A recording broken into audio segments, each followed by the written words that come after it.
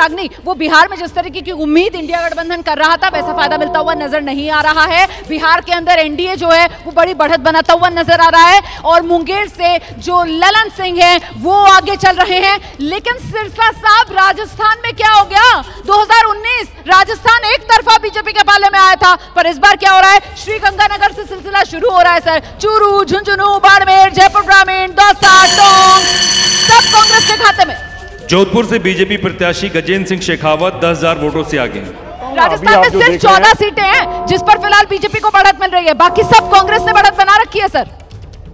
नहीं, कोई नहीं, बात 14 है तो बाकी भी आएंगे, आप चिंता मत कीजिए। मैं आपको फिर कहना चाहता हूं, हम तो बहुत नीचे से शुरू हुए थे, अगर आपको याद, हम तो 200 से शुरू हुए थे, हम तो 310 पर पहुंचे हैं। हमारे आंकड़े बढ़ते जा रहे हैं, जैसे जैसे राउंड बढ़ते जा रहे हैं हमारा मार्जिन बढ़ता जा रहा है, जैसे जैसे राउंड बढ़ रहे हैं कांग्रेस का और इंडिया अलायंस का। लेकिन ये हुआ क्यों? आप लोग तो 400 पार वाली बात कर रहे थे, लेकिन अब आप खुद ही कह रहे हैं कि हम तो बहुत नीचे से शुरू हुए थे, तो इतनी गिरावट के साथ शुरू क्यों है सर? इसको लेकर कोई आंकड़ा पहले आकाशवाणी।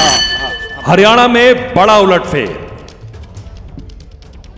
फिर 3 से हरियाणा में बड़ा उलटफेर हुआ है, ये बड़ी खबर सामने निकल कर आ रही है। हरियाणा में जो बड़ा उलटफेर हो रहा है उसके मुताबिक हरियाणा की 10 लोकसभा सीटें अंबाला से कांग्रेस 27,000 वोट से आगे है, बड़ी बढ़त कांग्रेस पार्टी बनाते हुए। कुरुक्षेत्र से आम आदमी पार्टी सुशील गुप्ता 7,000 वोट से आगे हैं। गुड़गांव से कांग्रेस राजबब्बर 43,000 वोटों से आगे हैं। हरियाणा में बड़ा उलटफेर हो रहा है। हरियाणा में कांग्रेस अंबाला, सिरसा, सोनीपत, रोहतक, गुड़गांव और इंडिया गठबंधन की अगर बात की जाए तो आम आदमी पार्टी कुरुक्षेत्र, ये वो सीटें हैं, 6 सीटें हैं 10 में से जिस पर इंडिया गठबंधन बढ़त बनाए हुए है।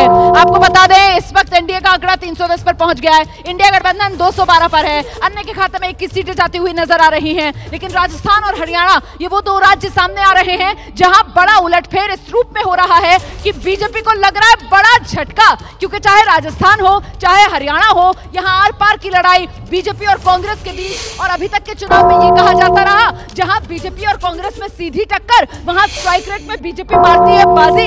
लेकिन इस बार राजस्थान और हरियाणा अपवाद सामने निकल कर आ रहे हैं। बिल्कुल निश्चित रूप से, और हरियाणा की खास तौर से बात करें तो खट्टर को हटाने में बीजेपी ने बहुत देर कर दी, उनकी वजह से नुकसान हो रहा है। ये विधानसभा चुनाव में ही स्पष्ट हो गया था जब उसके 6 के 6 मंत्री हार गए थे। तो उसके बाद से खट्टर को बनाए रखना भारतीय जनता पार्टी के लिए इन चुनावों में भारी पड़ रहा है।